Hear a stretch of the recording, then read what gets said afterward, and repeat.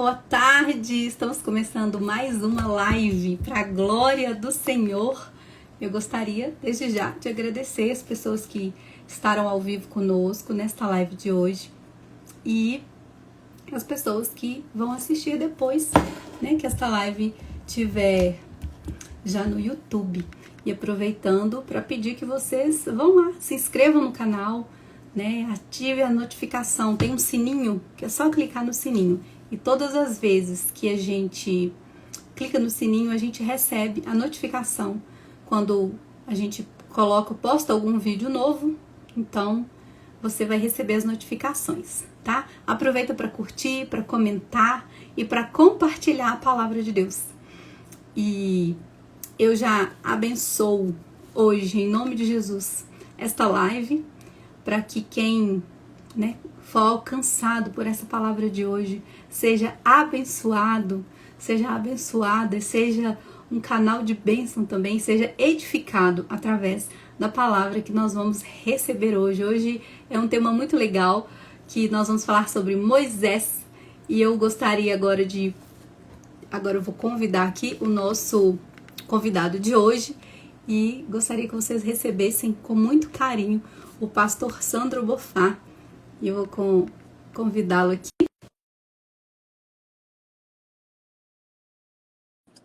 Esperar ele aceitar. Enquanto isso, eu vou dando uma cena aqui para o pessoal. Sejam bem-vindos. E aí, pastor Sandro? Isso, tá dando para ver? Tá ok, tá ok. Isso, pastor Sandro, muito obrigada, tá, por ter aceitado esse convite, tá, por ter aceitado estar aqui com a gente nessa live. Estou muito feliz, muito honrada de ter o senhor participando aqui conosco, viu, nessa 11ª live. A gente já está na 11ª live. Maravilha. E eu estou muito feliz com o que o Senhor tem feito neste canal. Aleluia. E com quanta palavra boa e edificante que nós trouxemos, e, né, através do Espírito Santo. E eu tenho certeza que dessa vez não vai ser diferente. Muito obrigada mesmo, que Jesus te abençoe poderosamente. Amém, Nanda. Prazer todo meu, né, poder participar da live, alcançar algum coração com a palavra de Deus. E tenho certeza que vai ser um bate-papo bem gostoso, né? Sim, né? Deus já é muito gostoso, né? Não é? Falar de Deus é muito bom. Pastor, a gente sempre começa aqui pedindo que o convidado faça uma oração por nós. Amém. O senhor pode orar por nós, por favor? Senhor, em nome de Jesus, Pai, nós nos alegramos, Pai, com essa tarde, desse dia que o Senhor fez para nós. Por isso nós nos alegramos, nos regozijamos nele. E pedimos, Pai, que a sabedoria do Senhor seja sobre nós, que nesse bate-papo, nessa live, Pai, o Senhor possa trazer novidades aos corações dos ouvintes e nos nossos também, Pai. Que a palavra do Senhor seja ministrada com responsabilidade, mas sempre na dependência do Senhor. Eu oro abençoando a vida da Nanda, abençoando a vida dos participantes, daqueles que irão ouvir e ver essa live, Pai. Que todos estejam debaixo do teu cuidado. Nós oramos em nome de Jesus. Amém. Amém, amém. Muito obrigada. Então vamos lá, vamos começar esta live, mais uma live. E hoje o tema, né, a série Grandes Homens, o tema é Moisés. Então, conta aí para nós um pouquinho aí da história de Moisés, quem foi Moisés, né? Por que Moisés? Vamos lá, dá uma contextualizada pra gente. Então, a gente vai ver a história de Moisés começa a ser contada ali em Êxodo, capítulo 2, né? Um casal de hebreu, no meio de um povo hebreu, e um episódio muito inusitado. Por quê? Havia uma sentença de morte sobre toda criança hebreia que nascesse. Então, debaixo dessa sentença, porque o povo hebreu foi se tornando cada vez mais forte, e Faraó entendeu, olha, eles vão crescer e eles vão se rebelar contra nós. Então faz o seguinte, deu uma ordem para aquelas mulheres que chamam parteiras hebreias. Olha, toda criança hebreu do sexo masculino que nascer, vocês vão matar. E elas contrariaram a ordem de Faraó e inventaram uma história. Faraó falou, mas espera aí, as crianças continuam nascendo, meninos não estão sendo mortos. É porque as parteiras falaram assim, olha, quando elas são tão fortes, as mulheres hebreias, que quando a gente vai fazer o parto, elas já ganharam. Então, Faraó, ele dá uma ordem um pouco mais cruel. Ele fala, então, a partir do momento que eles nascerem, vocês vão pegar as crianças de sexo masculino e julgar no Rio Nilo. Então, havia uma sentença sobre toda criança hebreia que nascesse naquele tempo. E Sim. aí, um casal, né, resolve contrariar a lógica e, ao invés de permitirem que a criança fosse julgada no Nilo, eles ganharam o menino e esconderam o menino. Durante 3 meses, os pais de Moisés, Joquebede e Anrão, ou Arão, eles esconderam a criança durante 3 meses. Não deve ser fácil esconder uma criança de 3 meses, não é? Não mesmo. Daqui a pouco você vai ver aí, né, de novo, né, o quanto é difícil conter o choro de uma criança, de um bebê. Então, durante 3 meses, a mãe e o pai fizeram de tudo para que essa criança não fosse percebida pelo exército de Faraó. E aí, não tendo mais como esconder essa criança, eles colocam, eles fazem um cesto, né? Um cesto, não é que aqueles cestinhos de criança que a gente vê, vai comprar em alguns lugares, chama Moisés, que é justamente fazendo alusão a um cesto que foi feito e betumado para que não entrasse água, Uhum. às margens do rio. Deixa eu contar uma coisinha Sim. aqui.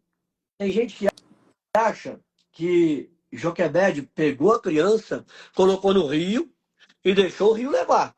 E vai dar onde A é.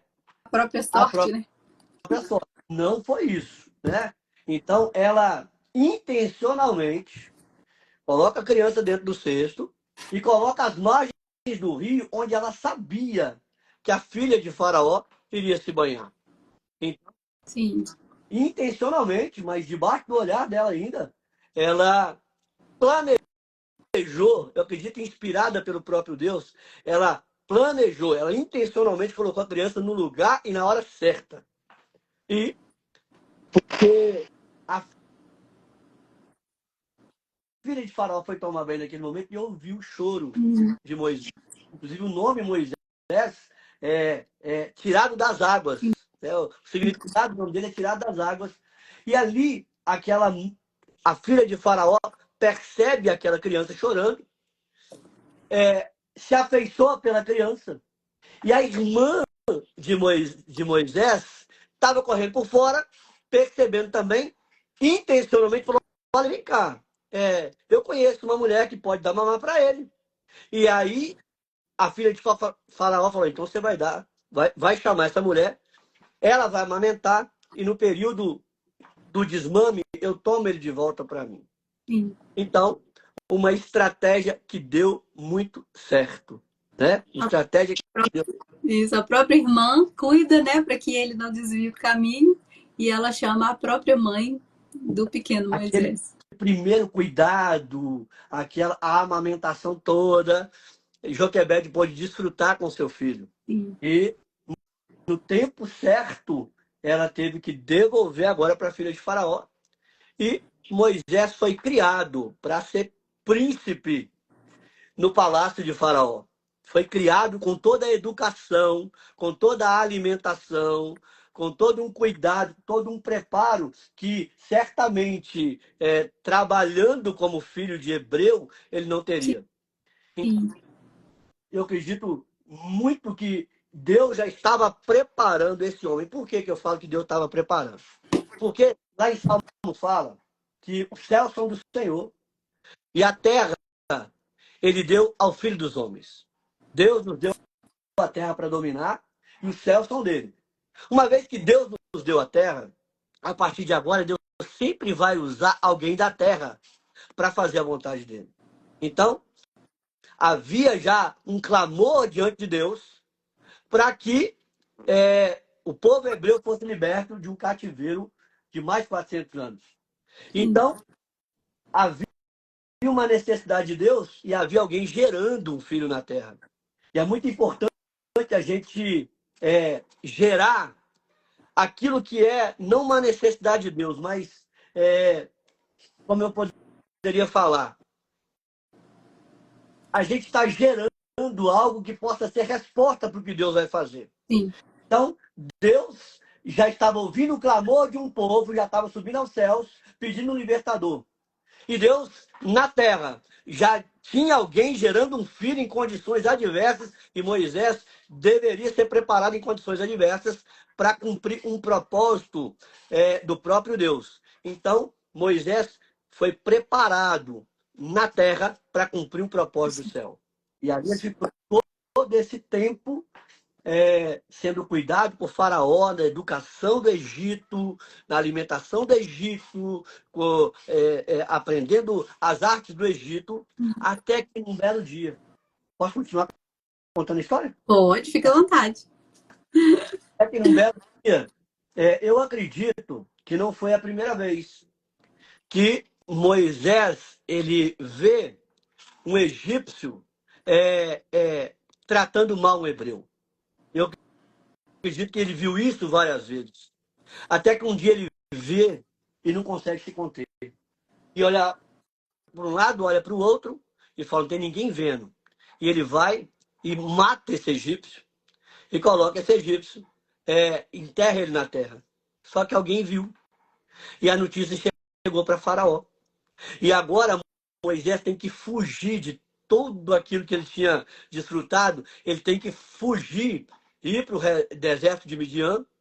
E agora começar a sua jornada do zero, porque era alguém agora que era perseguido.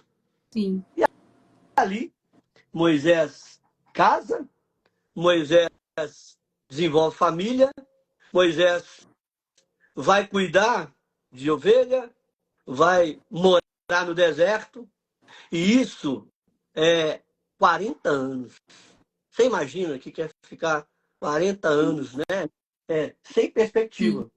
Porque eu não creio que Moisés tinha grandes perspectivas quando estava no deserto. E é Eu acredito que ele estava sendo ali preparado, né? Até a hora da chamada.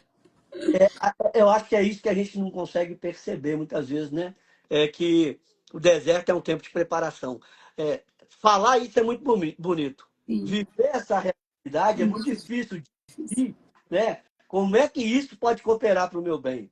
Como é que um deserto desse, né? É como se o futuro dele tivesse sido confiscado e o que eu faço a partir de agora? Então, tem momentos na nossa vida que a gente nunca vai entender como um tratamento de Deus. Né? Porque é um momento que eu não tenho saída. Um momento que eu não tenho saída. Então, o que estava adiantando agora toda a cultura do Egito? O que estava adiantando agora toda a preparação do Egito? Se agora eu estou no deserto, cuidando de gado, vivendo uma vida sem perspectiva nenhuma de futuro.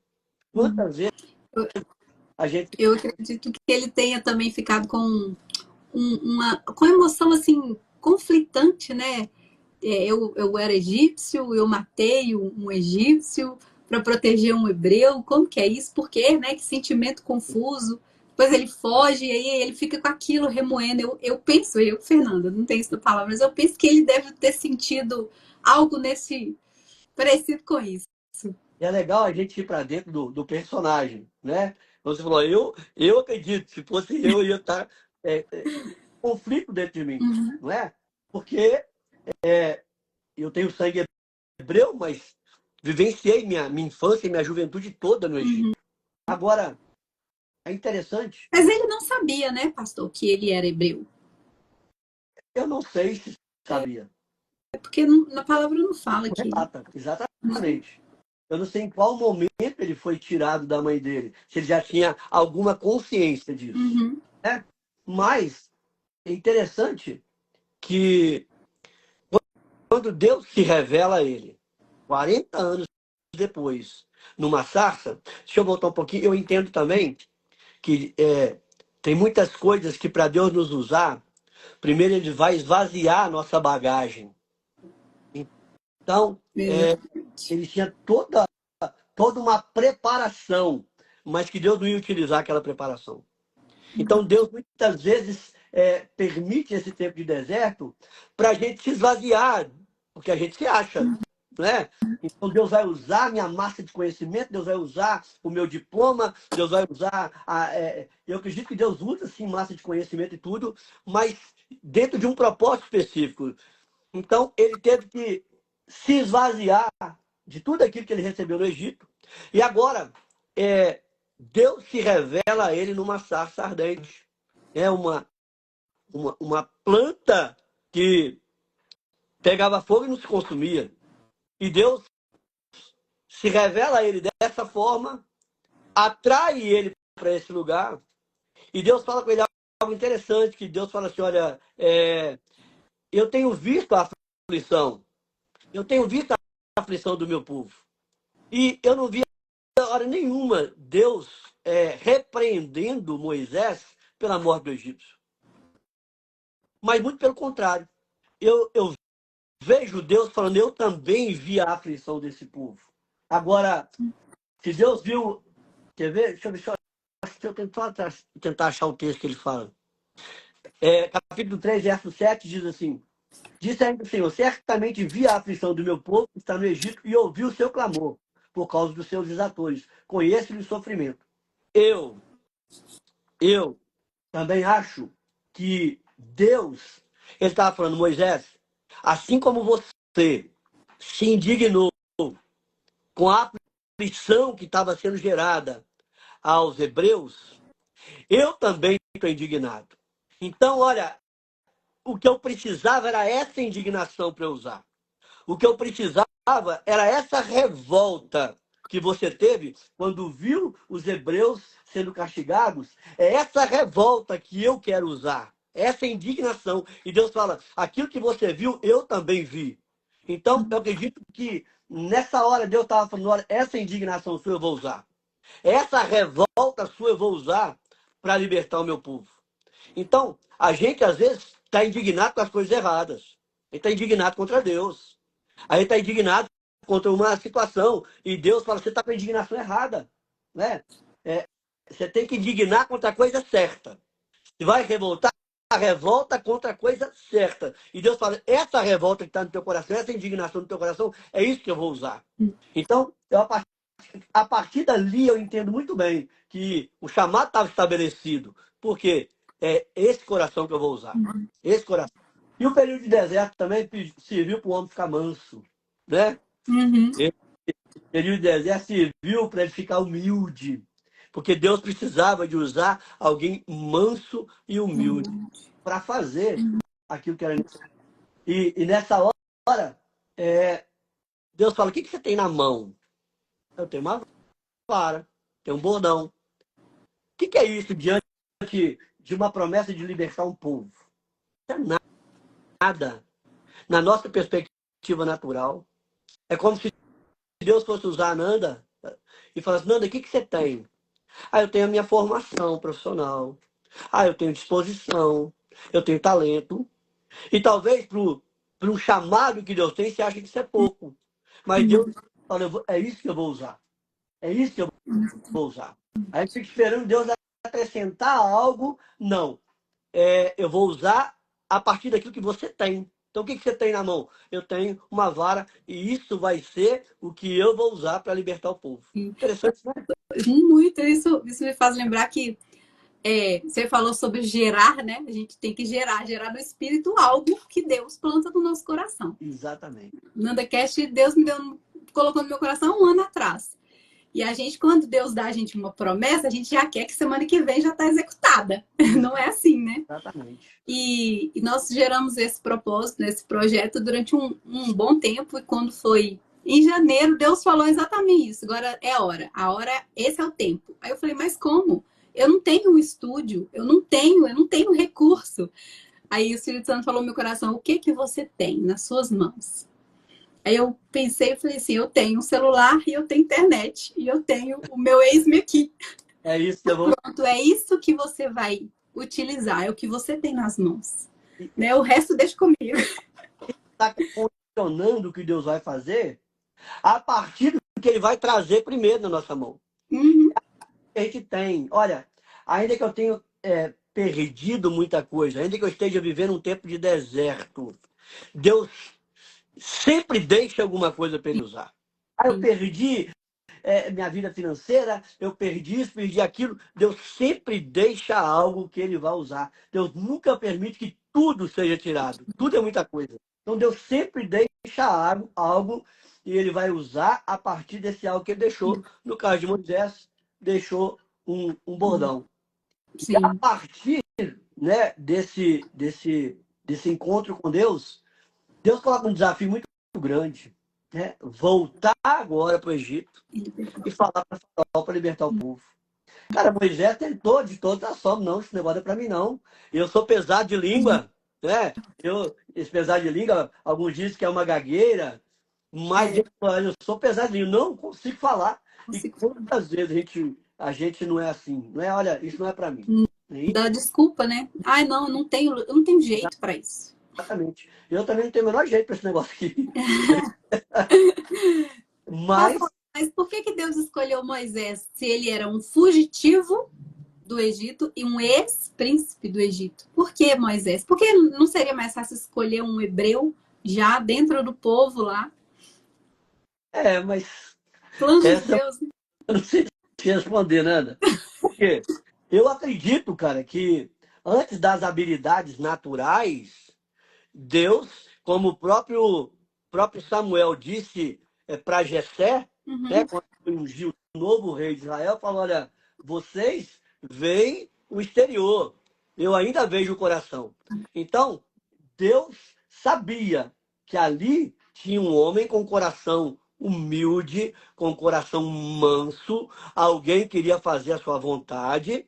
Então, eu falo, naquele momento, talvez era a pessoa mais improvável. Você falou, olha, tinha gente mais novo do que ele, tinha gente com mais vigor, tinha gente talvez com uma preparação melhor, uma vez que 40 anos desconstruiu a preparação que Moisés teve. sim. Mas Deus ainda usa pessoas improváveis e Deus ainda olha o coração.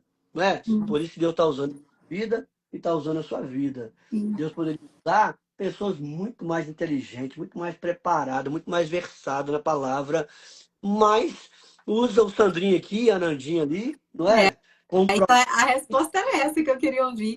Né? Por que Moisés? Porque ele era improvável, né? Era esse fugitivo. E outra coisa, ele já estava ali num propósito desde o nascimento, né? Ali que vários era o propósito, já estava definido ali desde aquele momento. falam justamente sobre essa eleição que acontece no ventre, né? E Deus escolhe no ventre. E aí tem toda uma preparação. Eu falo que Moisés foi forjado numa infância até a retirada da mãe. Depois ele teve um período de preparação lá no Egito. Depois 40 anos. Então o caráter do camarada foi sendo forjado no caminho, Sim, não é? Ele é interessante. Quando eu me acho bom, eu acho que eu não estou pronto para Deus me usar. Moisés chegou num ponto de falar: não tem a menor possibilidade de Deus me usar. Não tem a menor possibilidade. E aí, igual você falou, olha o meu histórico, né? Um, um, um homicida, um fugitivo, fugitivo. não é? Como que usa uma pessoa Como dessa? é que eu vou voltar para a terra que eu fugi? O que é que eu vou fazer lá? Curso, né? De onde eu fui fugitivo durante Uhum. 40 anos, para voltar e falar com o presidente da República, se fosse hoje, né? Com uma vara na mão e um discurso falando, tá, e se perguntar, quem te mandou aqui? O que eu vou falar? Fala, o eu sou te enviou, Uhum. né? Eu sou tudo que você precisa para libertar esse povo. Eu Uhum. sou, né, a palavra que você vai falar, eu sou o recurso que você vai precisar, eu sou a autoridade que você precisa, o eu sou te enviou. Eu só preciso ter convicção de quem me chamou e quem me enviou. Essa convicção que eu tenho que ter. Porque se eu sou improvável, né, tudo que vem de mim não vai fazer menor diferença. Então, se eu tenho ciência de que eu sou improvável, e eu sei o quanto eu sou improvável, né? Uhum. Sei que tudo que eu vou fazer tem que ser a partir dele, a partir da direção dele, senão não sai nada que presta. Né? Eu Uhum. não tenho crédito por mim mesmo. Né? Quem me dá crédito é porque sabe que eu estou falando em nome Sim. dele.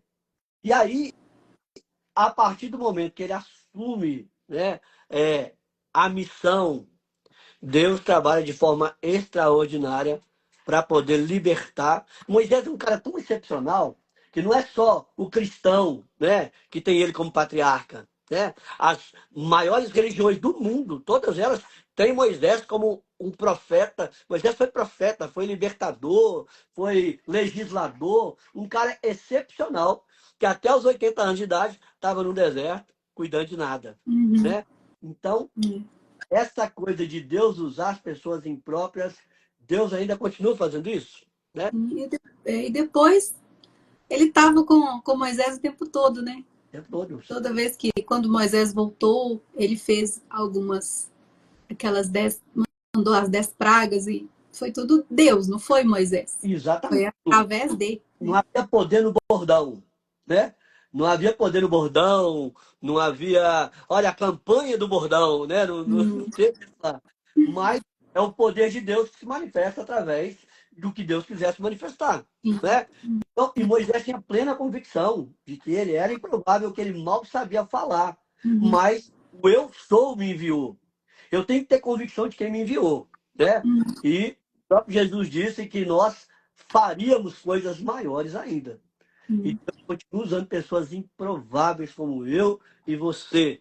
Deus continua usando aquilo que a gente tem como recurso, ainda que para nós pareça nada. Nada. Continua fazendo milagres através da minha vida, através da tua vida, porque o eu sou que chamou Moisés é o mesmo que é Senhor sobre a minha vida e sobre a tua vida também. E no meio do caminho, Deus também envia pessoas, né, que nos ajudam, como foi o caso de Arão, né, que falou, ele era bom em falar, e foi ele que falou no lugar. Moisés falava, cochichava com ele o que Deus tinha falado, e ele passava para o povo. Exatamente. Então eu falo que uma frase que eu ouvi lá atrás: primeiro a decisão, depois a provisão. Uma vez que você aceitou a missão, a provisão vai chegar. Seja em forma de Arão, seja em forma de recurso financeiro, seja do jeito que for. Para cumprir a missão, porque a Bíblia fala que, lá em Efésios, fala que Deus já nos tem abençoado com toda a sorte de bênçãos espirituais nas regiões celestiais. Então, tudo aquilo que eu preciso para cumprir a missão já foi liberado. Já foi liberado. Eu só preciso estar dentro da missão. Só preciso estar dentro da missão. O que Moisés fez foi muito inusitado. Aquelas pragas chegaram a tal ponto, né, de que Faraó falou: não tem mais jeito, pode liberar esse povo. Pode liberar esse povo. E Faraó tentou negociar ainda, né? Falou: então tá bom, vai vocês e deixam as crianças. Não. Vai vocês e deixa aí os animais. Não, não vai ficar uma unha sequer. O que Deus me chamou para fazer, eu vou fazer por completo. Eu não vou negociar com o inimigo. Deus não nos chama para negociar com o inimigo. Deus nos chama para cumprir a missão. E não tem meia missão. Saul tentou cumprir meia missão. E foi reprovado por Deus. Então, é do jeito que Deus falou, da forma que Deus falou e no momento que Deus falou. Eu tenho que ter essa consciência. Quem me deu a missão, ele é fiel para cumprir na minha vida. Exatamente. E não só isso, né? A incredulidade do povo né? E também dos egípcios de confrontar tudo aquilo que Moisés fez, né? A mando de Deus. Ele transforma o cajado numa serpente, vem um mago, também transforma. Ele faz chover alguma coisa, vem os magos e replica, né? Parece que é uma competição. Fala assim, se o seu Deus faz, eu também faço. O meu também faz. Peraí. Essa competição não é só daquele tempo, né? Hoje também, né? Hoje. Existe uma necessidade de tentar fazer o que Deus faz, né? Normalizar o que não é normal. Então, eu entendo que essa é uma estratégia desde a antiguidade, de tentar minimizar os feitos do Senhor. Agora, a Bíblia fala que terrível coisa é cair na mão do Deus vivo, né? Eles não sabiam com quem, de fato, com quem que eles estavam lidando. E uma vez que eu insisto em afrontar esse Deus, o que sobra para mim é vergonha. Nossa, e foi vergonha, né? Que eles passaram. Exatamente, vergonha. Vergonha, destruição e morte, né?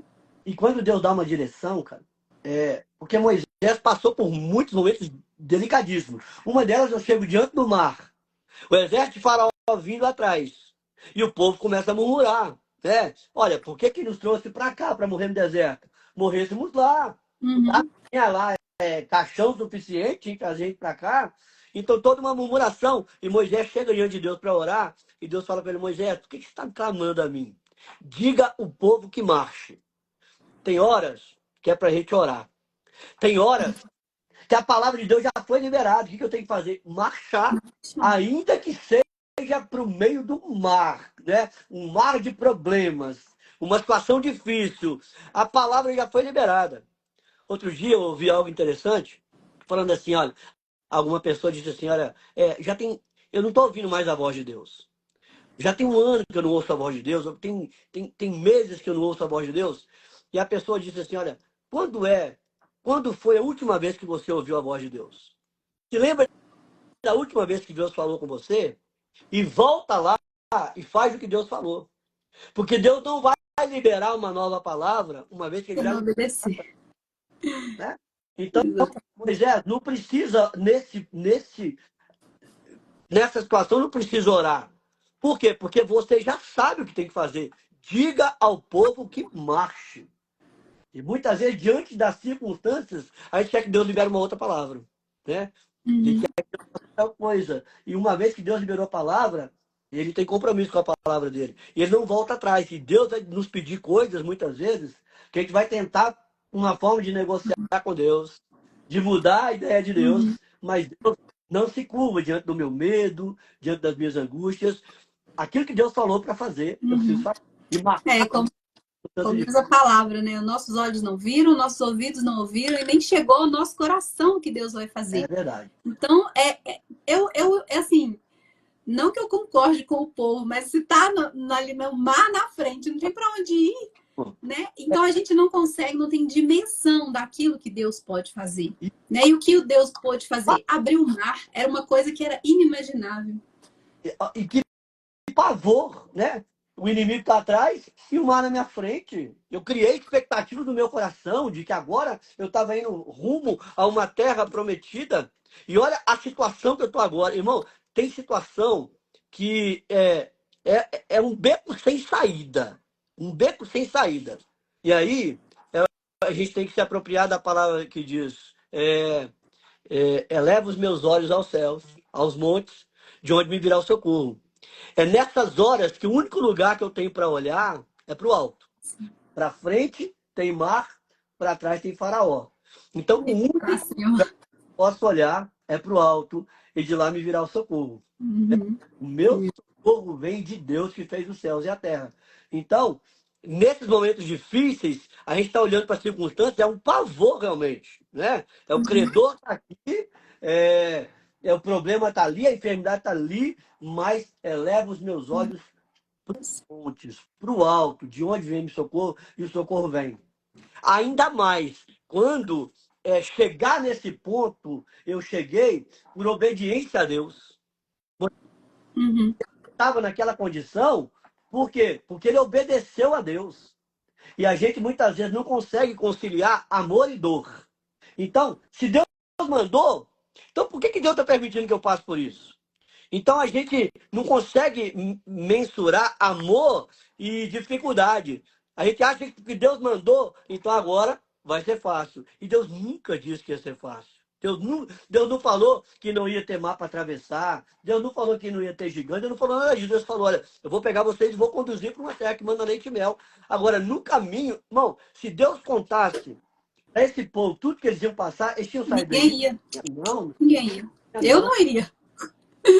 Eu lembro. Eu não iria. Humanamente falando, eu não iria. Eu lembro uma vez, há muitos anos atrás, que eu orava pela minha conversão. E eu ficava no boteco, naquela farra, igual qualquer pessoa sem Jesus. E aí, cara, no 8º mês da gravidez, da segunda gravidez da minha esposa, ela perdeu o bebê. Perdeu o bebê. E ali no hospital eu levantei as minhas mãos e falo: Deus, eu não quero mais essa vida para mim, não. Eu quero me entregar para o Senhor. A minha esposa teve uma pré-eclâmpsia, então estava correndo risco de vida. O bebê morreu. E ali, quando ela passou na maca assim, ela falou: cadê o bebê? Eu falei: olha, virou anjo. Virou anjo.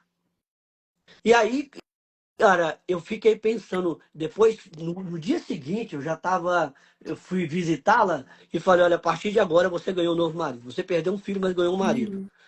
E aí, eu fico pensando, quando ela orava por mim, eu no bar, eu na bebida, levando uma vida toda torta, se Deus falasse com ela assim: olha, então tá bom, eu tenho um plano para você, eu vou gerar um filho no teu ventre e no 8º mês a gente mata o bebê.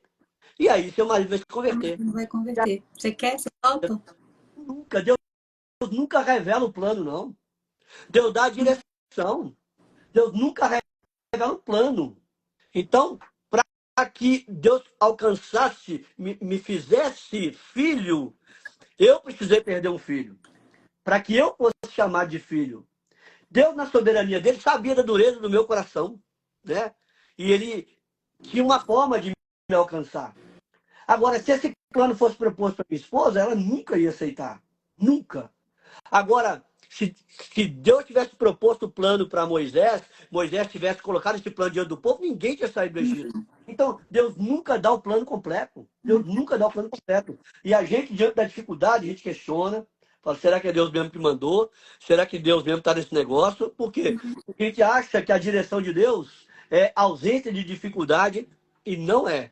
Não é. Muito pelo contrário. A dificuldade vai nos forjando, porque esse povo ia sair e logo ali na frente, depois do Jordão, eles iam ter que lutar. Eles iam ter que lutar. Então Deus estava forjando o caráter desse povo, porque a promessa Deus cumpriu, né? Não acreditou. Tem gente que fala assim: olha, eu não morro enquanto a promessa não se cumprir. Olha, a promessa está de pé, né? O meu posicionamento vai fazer se eu vá acessar essa promessa ou não.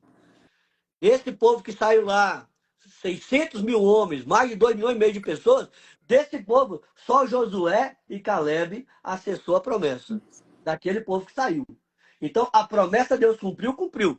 A maioria não viveu a promessa por conta de um posicionamento equivocado em meio às dificuldades durante a promessa. Isso. Então, a gente tem que ter esse cuidado. Pastor, Moisés fez uma aliança com Deus lá no Sinai. Essa aliança, ela foi diferente da aliança, talvez, que ele fez com Abraão. Sim. Qual que foi essa diferença dessa aliança? Eu vejo que a aliança com Abraão, ela estava muito envolvida em promessa. Então, olha, eu vou fazer o teu nome ser grande, eu vou te dar uma descendência que você não vai poder contar, todas as famílias da terra serão benditas em ti. Então, e estava muito mais envolvido nas promessas de Deus do que qualquer outra coisa. Sim. Na aliança mosaica, na aliança de Moisés, Deus agora estabelece leis e agora tinha deveres e direitos. Então, agora, diferente da aliança com Abraão, agora o povo tinha as leis como a referência dessa aliança. Então, agora eles tinham que obedecer para que eles fossem abençoados, mas a desobediência também traria muitos problemas para esse povo. A desobediência sempre foi um problema. Então estava firmado agora numa escolha. Escolham hoje, né, entre a vida e a morte, a bênção e a maldição. Então eles tinham que fazer uma escolha e obedecer. E a falta de obediência traria grandes problemas. Então lá atrás eu vejo como uma aliança muito mais revelando o amor de Deus, exigindo de Abraão que ele se mantivesse na promessa. Mas agora, com Moisés, eu acho que a pegada ficou mais pesada. Por quê? Porque agora nós temos que obedecer. Lembrando que nenhuma dessas alianças que Deus fez Nós agora vivemos numa aliança muito superior à aliança que foi feita no sangue de Jesus, do qual nós participamos, graças a Deus. Graças a Deus. Então, a aliança com Moisés, ela trouxe muitas responsabilidades e para provar também, e o tempo foi provar, de que eles eram insuficientes para cumprir aquela aliança.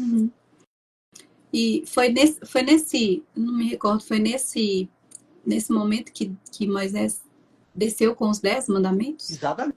Foi, né? Foi nesse momento que Moisés desce com os 10 mandamentos. E aquilo, né? E quando ele desce, ele encontra mais uma vez um povo impaciente. Porque Moisés estava demorando, então eles arrancaram brinco da orelha, tudo que eles tinham de ouro e forjaram um bezerro para adorar. Né? Então, na ausência de Deus, a gente acaba adorando qualquer coisa. É quando a gente distancia de Deus, a gente levanta qualquer outro ídolo para adorar. Seja trabalho, seja família, seja coisas. Quando o representante do povo tinha de Deus se ausentou e demorou, eles, pela impaciência, começaram a adorar um outro ídolo. Então, isso acontece ainda hoje. Quando eu me distancio de Deus, eu coloco outra coisa no lugar de a gente vê acontecendo frequentemente. Para quem não tem direção, qualquer vento é favorável, né, pastor? Sem dúvida Se o alguma. nosso alvo não for Cristo, não for Deus, não for o senhorio de Deus na nossa vida, a gente perde cria-se ali uma barreira, a gente perde o foco e a gente nos distancia dele e acaba venerando, adorando outras coisas. Nossa adoração. E hoje a gente acaba adorando algumas coisas que são lícitas, mas que nos aprisionam do mesmo jeito. Sim. Então, olha, eu me distancio de Deus, mas eu estou tão envolvido no meu trabalho. Trabalhar não é pecado, né? Mas quando o trabalho toma o lugar de Deus na minha vida, se torna problema, se torna pecado, se torna peso, né? Muitas vezes as pessoas acham que, não, mas eu não adoro outro Deus, porque acham que essa adoração, essa distância, né, é só por adorar outros deuses, né, outras entidades e fazer do nosso Deus verdadeiro algo fora, mas não é isso. A gente, né, tem tanta gente que, às vezes até um celular, a gente adora até um aparelho de celular, uma rede social é uma fonte de adoração. Tudo que toma a vida se torna um ídolo, né? Só que algumas coisas são lícitas, então a gente acaba não entendendo o que é ídolo, mas está nos afastando de Deus. Está nos afastando de Deus. Tudo que toma o lugar principal de Deus na minha vida se torna um ídolo e faz com que a minha vida vire uma bagunça. Eu sempre cito um exemplo, Deus precisa estar no centro da minha vida. É o principal da minha vida. Se eu tiro Jesus do lugar principal, uma coisa secundária vai tomar o lugar de Jesus. E aí essa coisa secundária toma o lugar de Jesus, a outra coisa que está embaixo vai para o lugar dessa, e daqui a pouco a minha vida está uma bagunça, as coisas saíram do lugar, porque eu tirei Jesus do lugar principal. E isso responde para muitas pessoas, olha, minha vida está bagunçada, minha vida, estou sem norte, é justamente porque tirou Jesus do lugar principal. E a única forma da vida se ajeitar novamente, as coisas voltarem para o lugar, é colocar Jesus no lugar de... Exatamente. O que leva aqui a outra pergunta, que apesar de tantos milagres, né, o povo frequentemente duvidava de Deus, murmurava muito, né? Nossa, Deus mandou maná, gente. Caiu do céu maná. Você não vai ter fome.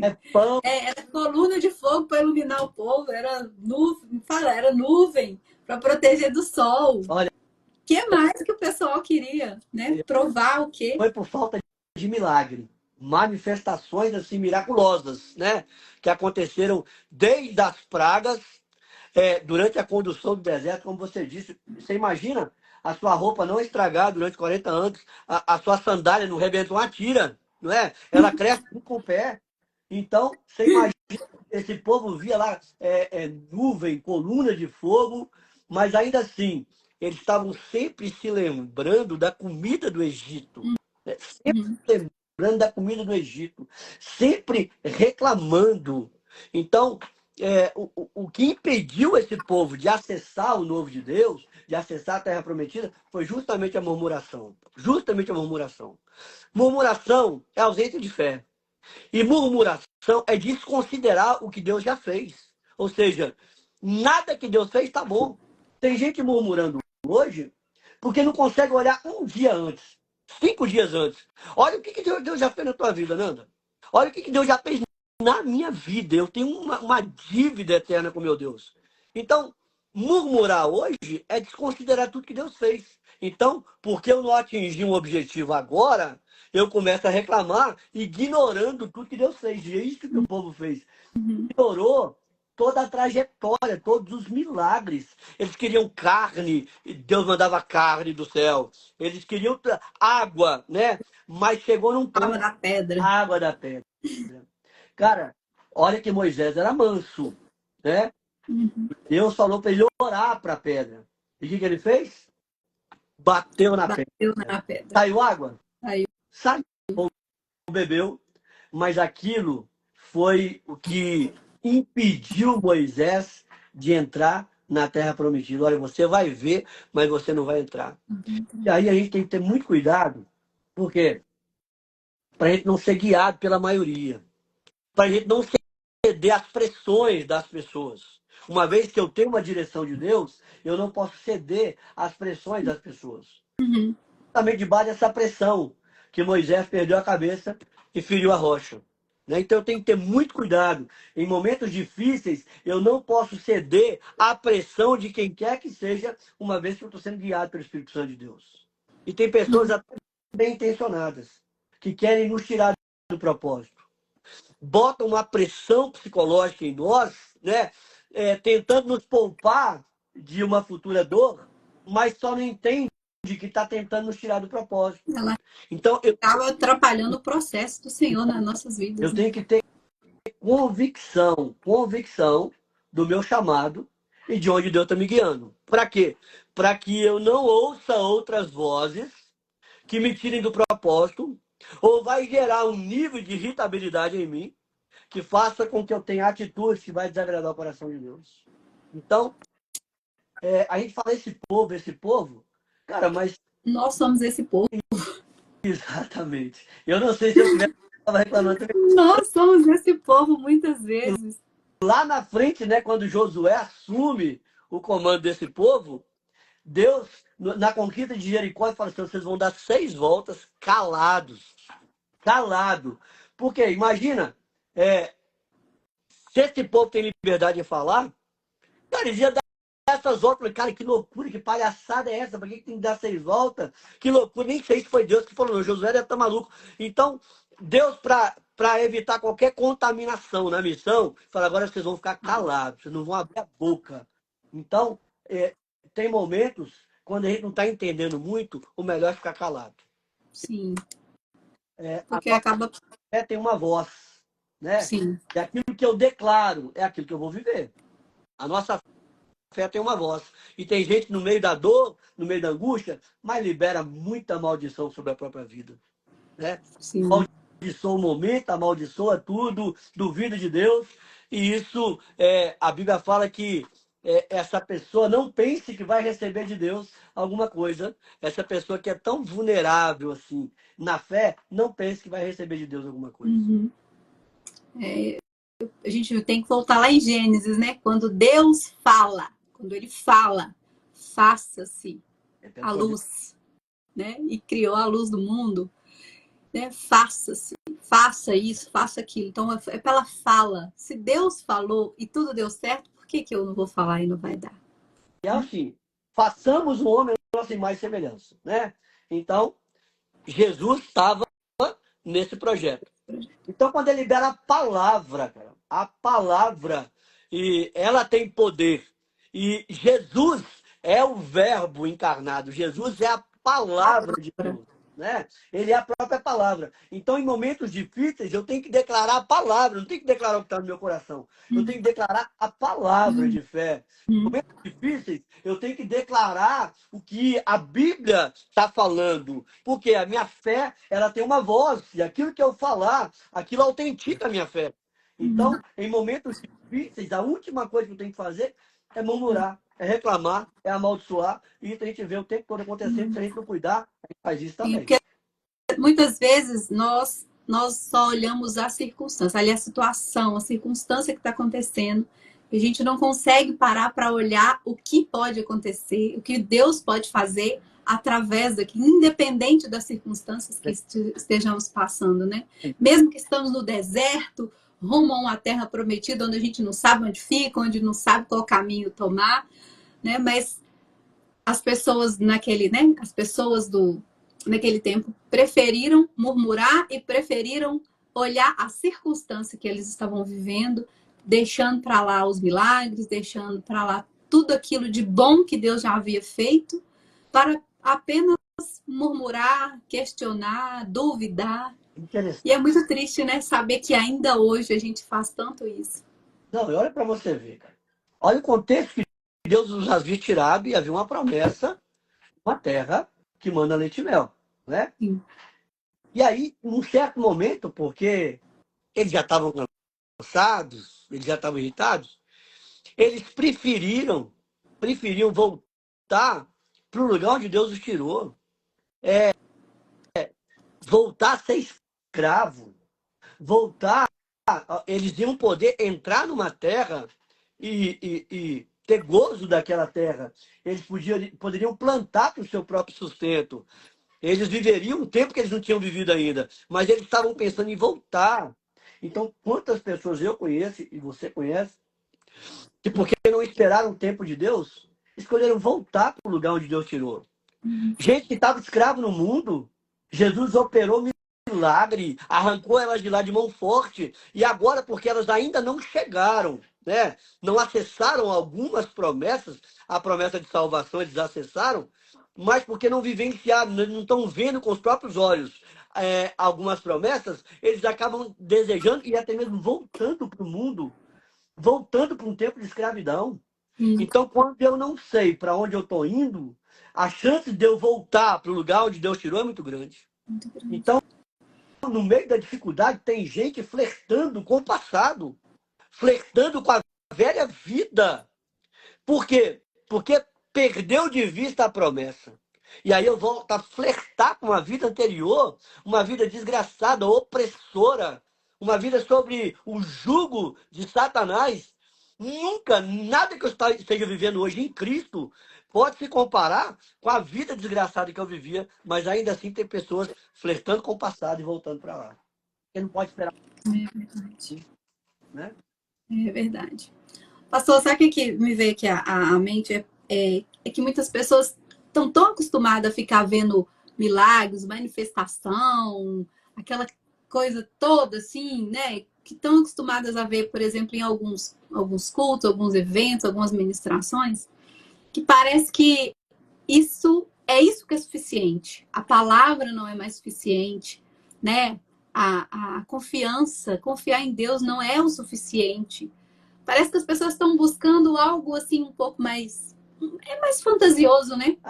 Talvez o povo do Egito estivesse esperando mais isso também, né? Diante do que você está falando, é para você ver. Milagre é muito bom viver, mas ele é insuficiente para me sustentar no chamado. Não é? Porque não foi por falta de milagre desse povo. Porque Exatamente. tem horas na minha vida, na sua vida, que a única coisa, a única convicção que eu preciso ter é do meu chamado. Porque milagre não é algo que acontece, pelo menos não na minha vida. Eu acho que são intervenções assim, extraordinárias, não é? Sim. Então não é toda hora que eu estou vendo intervenções extraordinárias. Não estou vendo assim, né? Então, tem gente que vive nessa expectativa, cara, né? De que a minha relação com Deus tem que ser marcada por milagre. E a presença de Deus se torna insuficiente, a presença de Jesus é insuficiente. O relacionamento é insuficiente, sendo que o relacionamento que a gente cria com Deus já é um milagre. Exatamente. Né? É o próprio milagre. Tenta a sua fé, é o teu relacionamento com Deus. Não são os milagres, sabe por quê? Acho que quase todo mundo tem um milagre para contar. Quase todo mundo tem. E isso é insuficiente para te manter relacionando com Deus. Quem depende de milagre sempre está esperando o próximo milagre para poder ter alegria em Deus. Sim. Agora, quem tem relacionamento com Deus sabe que o maior milagre é esse aqui, cara. Né? Um Deus tão grande vir morar dentro de mim e se relacionar comigo e me chamar de filho. Ah, tem coisa melhor do que isso? Não. Né? E as demais coisas Deus vai acrescentando. E os milagres a Exatamente. gente vai vendo no caminho, né? Uhum. No caminho a gente vai vendo milagres. Mas o mais importante de tudo é o meu relacionamento com Deus. E é isso que vai me sustentar nos dias de ausência de milagre. É isso que vai me Uhum. sustentar nos dias de deserto. É a minha convicção no meu chamado. É a convicção porque eu me relaciono com Deus. Eu sei em quem eu tenho crido. Eu converso com ele todo dia, não Isso. é? E isso é suficiente para me manter humilde quando chegar lá e me manter esperançoso quando os dias estão difíceis. Isso é E suficiente. essa falta de relacionamento também, às vezes até nos impede de ver o milagre, Sem né? dúvida. Só se for algo assim extraordinário, É, uma pedra jorrando água, e por exemplo. Nossa, isso que é isso? Não existe isso, né? Ou caindo algo do céu. Nossa, olha que Deus me pediu, Deus mandou, caiu aqui agora, né? e a Mas gente deixa de observar as pequenas, entre aspas, manifestações de milagre, né? É, vencer um dia, Nanda, é milagre. Vencer um dia é milagre. milagre. E eu vejo é na relação com a esposa, na relação com os filhos, na relação com a igreja, na relação com as pessoas. A gente vai vendo milagre acontecendo. E na comunhão, né? Na comunhão, por isso é importante a comunhão, Deus ordena a bênção. Então, na comunhão, a gente vai vendo, vai se fortalecendo, inclusive com o milagre dos outros, né? Sim, Então, a bênção de estar em comunhão. sim. E agradecer, né, pastor? E é dar graças, né? Graças, Deus, graças te dou, porque sempre me ouves. Então, é sempre falar isso. Eu ouvi a pregação essa semana que o pastor falou: agradeça, né? Comece o dia. Só fala isso. Deus, graças te dou, Pai, graças te dou, porque sempre me ouves. Né? Independente, até independente de você falar, Deus já escutou o íntimo do seu coração. O Então não murmura, não. judeu ter como prática ele agradecer a Deus por tudo. Assim, até pelas necessidades fisiológicas, porque só quem usa uma bolsa de colostomia sabe, né, o quanto que aquilo é ruim. Então a gente tem tantas coisas, né, ao nosso favor e a gente não agradece porque é tão normal que a gente deixou de agradecer. E a gente tem muitos motivos para agradecer. E a gente às vezes espera perder, né, Uhum. para poder dar valor. Então, começa valorizando agora. Gratidão pela tua saúde, gratidão pelas oportunidades. Eu, às vezes, estou dirigindo o carro, aí dá aquela distraída, dá uma freada assim, eu falo, Deus, muito obrigado, Deus, eu não bati no carro, né? E intervenções que vão acontecendo, e porque a gente está ligado em Deus, a gente está podendo perceber e agradecer a Deus em loco, né? Agradecer a Deus no momento certo, porque isso acontece o tempo todo. Sim, pastor, uma aplicação prática, né, da história de Moisés, né? Então, eu queria saber assim, o que é a relação entre Moisés e Deus, o que ela tem a nos ensinar e o que a gente pode aplicar no nosso dia a dia, nessa geração, né, que é tão murmuradora, que é tão ingrata às vezes, né, que é tão cética, que mesmo com o envio das provisões, da providência de Deus, ainda quer voltar para trás. Moisés foi um cara tão especial que os restos mortais dele foram encontrados, para que ele não se tornasse um objeto de idolatria, né? Tamanho foi a influência dele sobre um povo, né? Tamanho a influência dele sobre um povo. E tudo por quê? Porque foi alguém que se tornou amigo de Deus. Foi alguém que se tornou próximo de Deus.